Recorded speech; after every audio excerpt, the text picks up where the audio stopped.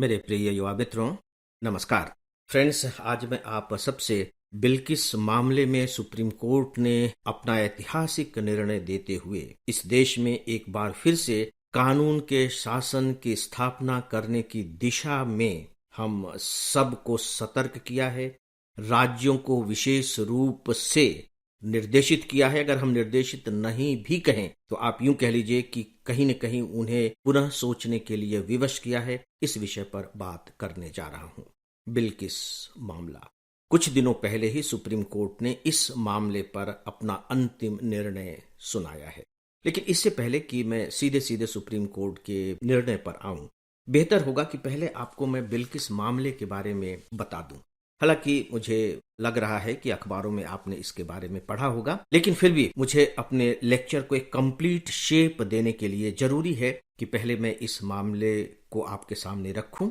इसके बाद मैं सुप्रीम कोर्ट के डिसीजन को रखूंगा और फिर हम देखेंगे कि इसका किस तरह का संबंध हमारे सिविल सर्विस के जनरल नॉलेज से है। राइट। बिल्किस मामला। बिल्किस बानो, यह मामला है 2002 का। उस समय केवल 21 वर्ष की थी। गोधरा ट्रेन अग्निकांड हुआ था। उसके बाद गुजरात में दंगे हुए थे और उस दंगे में बिल्किस बानो, जो उस समय 21 वर्ष की थी, जो गर्भवती थी, उनके साथ सामूहिक दुष्कर्म किया गया। इतना ही नहीं, बल्कि उनके अपनी आंखों के सामने उनके परिवार के 7 लोगों की हत्या कर दी गई, जिसमें उनकी अपनी 3 साल की बेटी भी शामिल थी। कल्पना करके देखिए, दिल दहला देने वाली भयावह घटना। चलिए, कोर्ट में मामला चला। कोर्ट ने दोषी पाया और जो दोषी लोग थे, जिनकी संख्या 11 थी, उन्हें आजन्म कारावास की सजा दे दी गई। राइट। और यहां एक बात बताना बहुत जरूरी है कि जब ये मामला चल रहा था तो ये मामला बहुत ही पूरे राष्ट्रीय स्तर पर चर्चा में लगातार आता रहता था और बाद में ये देखा गया कि इस पूरे के पूरे मामले में बहुत ज्यादा ढिलाई बरती जा रही है। तो फिर से अपील की गई और गुजरात कोर्ट से हटा करके इस मामले को महाराष्ट्र भेजना पड़ा, क्योंकि ऐसा लग रहा था कि नहीं, यह मामला सामान्य मामला नहीं है और इस मामले के पीछे कुछ शक्तियां काम कर रही हैं। तो गुजरात में इस मामले पर न्याय हो सकेगा, यह विश्वास नहीं रह गया था। यह मामला महाराष्ट्र के न्यायालय में चला गया। महाराष्ट्र न्यायालय ने बकायदे उन्हें आजन्म कारावास की सजा सुनाई। राइट। अब ये सजा काट रहे थे और बाद में फिर गुजरात सरकार ने, अब यहां से मामला शुरू होता है, ध्यान दीजिएगा, गुजरात सरकार ने इन अपराधियों को रिहा कर दिया। किस आधार पर रिहा कर दिया? कि जब ये जेल की सजा काट रहे थे तो इनका जो आचरण था वो बहुत अच्छा रहा है और बकायदे ये 15 साल की जेल की सजा काट चुके हैं, तो अब इन्हें रिहा किया जा सकता है। इन्हें रिहा कर दिया गया। और सबसे आश्चर्य की बात है, ये आपके 4th पेपर के लिए बहुत इंपॉर्टेंट घटना है कि जब इन्हें रिहा किया गया तो सोच करके देखिए कि जब ये जेल से बाहर आए तो इनका माला पहनाकर स्वागत किया गया, मानो कि वे कोई अपराधी नहीं हो बल्कि कोई विरोचित कार्य करके आए हों। ये घटना घटित हुई। यानी कि समाज किनका महिमा मंडन कर रहा है, यहां सोचने की बात है, क्योंकि इससे समाज में क्या संदेश जाता है, आप इस पर विचार कर सकते हैं। और साथ ही साथ जो समाज और जो राष्ट्र नारी को पूजता है और जो राष्ट्र नारी के कल्याण के प्रति अपनी इतनी प्रतिबद्धता व्यक्त करता है, वह नारी के साथ किए गए इतने बड़े अपराध में संलग्न व्यक्तियों का इस तरह से स्वागत कर रहा है। यह इसका एक पक्ष हुआ। जब ऐसा हुआ था उस समय इसको लेकर के बहुत चर्चा हुई थी, लोगों ने इसका बहुत जबरदस्त रूप से विरोध किया था। लेकिन चलिए, एक पक्ष यहां पूरा हुआ। फिर क्या हुआ?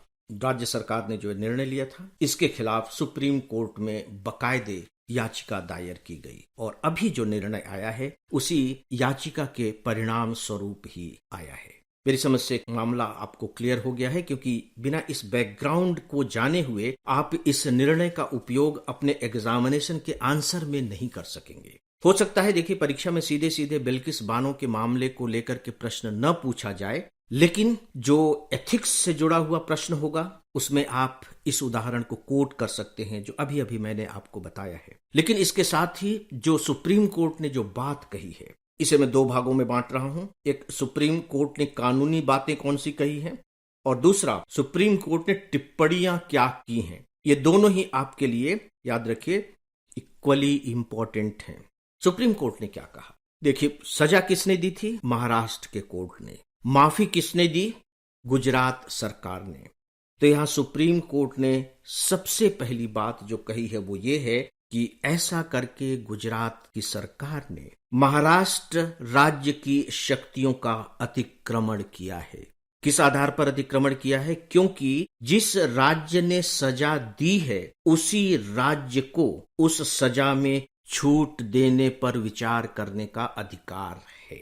यानी कि राज्य सरकार के द्वारा किया गया अपने अधिकारों का दुरुपयोग, या यूं कह लीजिए कि राज्य सरकार के द्वारा किया गया दूसरे राज्य सरकार के अधिकार का अतिक्रमण। राइट, ये एक बहुत बड़ी बात है जो इसमें कही गई है। सीधी सी बात है कि गुजरात सरकार के पास इन सजायाफ्ता लोगों को छूट देने का अधिकार था ही नहीं। ये सबसे महत्वपूर्ण बात है। अब मैं आपके सामने उन टिप्पणियों को रख रहा हूं जो सुप्रीम कोर्ट ने इस दौरान दी है, और मैं उन टिप्पणियों को आपके सामने ला रहा हूं जो आपके एग्जामिनेशन के पॉइंट ऑफ व्यू से इंपॉर्टेंट हैं। आपको इन्हें नोट कर लेना चाहिए। साथ ही साथ मैं एक अनुरोध और भी करना चाहूंगा कि प्लीज आप इन टिप्पणियों पर कम से कम 10 मिनट के लिए तो विचार करें, एक टिप्पणी पर। जब आप विचार करेंगे तो आप देखेंगे कि आपका दिमाग किस तरीके से सोचने की दिशा की ओर आगे बढ़ रहा है, जो सिविल सर्विस कम से कम मेंस को क्वालिफाई करने की तो पहली शर्त होती है। तो प्लीज आप इन टिप्पणियों पर विचार करें। कोशिश करें कि 50-100 शब्द लिख भी सकें।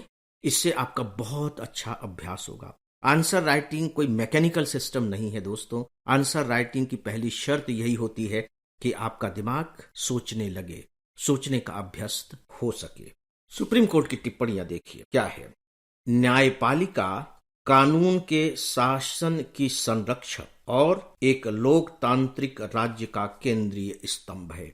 हो सकता है कि सीधे सीधे ये वाक्य दे दिया जाए और आपसे कह दिया जाए कि इसकी व्याख्या कीजिए। इसी तरह के प्रश्न आते हैं। राइट, मैं रिपीट कर रहा हूं। न्यायपालिका कानून के शासन की संरक्षक और एक लोकतांत्रिक राज्य का केंद्रीय स्तंभ है।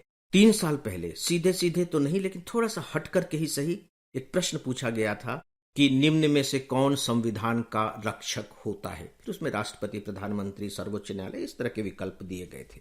इसके बाद जो नेक्स्ट स्टेटमेंट है, कानून के शासन का मतलब केवल कुछ भाग्यशाली लोगों की सुरक्षा करना नहीं है। ये दूसरा स्टेटमेंट है सुप्रीम कोर्ट का। एक बहुत ही महत्वपूर्ण बात कही है, इसे आप ध्यान से सुनिएगा। सुप्रीम कोर्ट ने कहा, अधिकार केवल दोषियों के नहीं होते, पीड़ितों के भी होते हैं। यहां मैंने पीड़ितों शब्द इस्तेमाल किया है। उन्होंने कहा था पीड़िता के भी होते हैं, क्योंकि बिल्किस बानो एक पीड़िता थी। ये बहुत इंपॉर्टेंट स्टेटमेंट है। कोई ताज्जुब नहीं कि इसी पर आपसे निबंध लिखने के लिए कह दिया जाए। तो अच्छा होगा कि आप थोड़ा ज्यादा समय लगाकर इस पर एक निबंध ही लिखें। 1000 शब्दों का न सही, 500 शब्द तो लिखें। 500 शब्द न सही, 300 शब्द ही, लेकिन लिखिए। मैं रिपीट कर रहा हूं, अधिकार केवल दोषियों के नहीं होते, पीड़ितों के भी होते हैं। अंत में मैं एक और स्टेटमेंट आप सबके सामने रखना चाहूंगा जो सामान्य सा ही है, लेकिन फिर भी आपको इस पर भी थोड़ा सा समय लगाना चाहिए विचार करने के लिए। राज्य सरकारों को कुछ मामलों में दोषियों की सजा माफ करने का अधिकार है। याद रखिए कि गुजरात सरकार ने जो माफी दी थी वो आउट ऑफ वे जाकर के नहीं दी थी। राज्य सरकारों के पास इस तरह के माफी नामे के अधिकार हैं, लेकिन उन्होंने जो महाराष्ट्र को करना चाहिए था वो खुद कर बैठे। तो ठीक है, आपके पास ये अधिकार तो हैं, लेकिन उन अधिकारों का आप उपयोग कैसे करेंगे, इस पर देखिए कि सुप्रीम कोर्ट क्या कह रहा है। राज्य सरकारों को कुछ मामलों में दोषियों की सजा माफ करने का अधिकार है, मगर इससे उनके विवेक की भी परीक्षा होती है कि वे किस प्रकृति के मामले में अपने विशेष अधिकार का उपयोग कर रही हैं। बिल्किस का मामला सामान्य अपराध नहीं था। सुप्रीम कोर्ट क्यों कह रही है सामान्य अपराध नहीं था, वो मैं शुरू में आपको बता चुका हूं कि जिस समय उनके साथ दुष्कर्म किया गया था वो किस तरह की स्थिति थी और क्या क्या घटनाएं घटित हुई थी। एक बहुत ही जघन्य किस्म का यह अपराध था।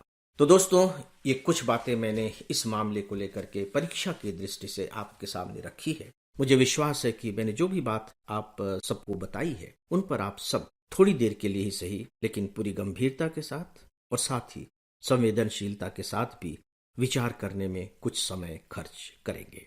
तो फ्रेंड्स, इस विषय के बारे में बस इतना ही, और इसी के साथ ही आज के इस डेली ऑडियो लेक्चर को समाप्त करने की इजाजत भी चाहता हूँ। नमस्कार।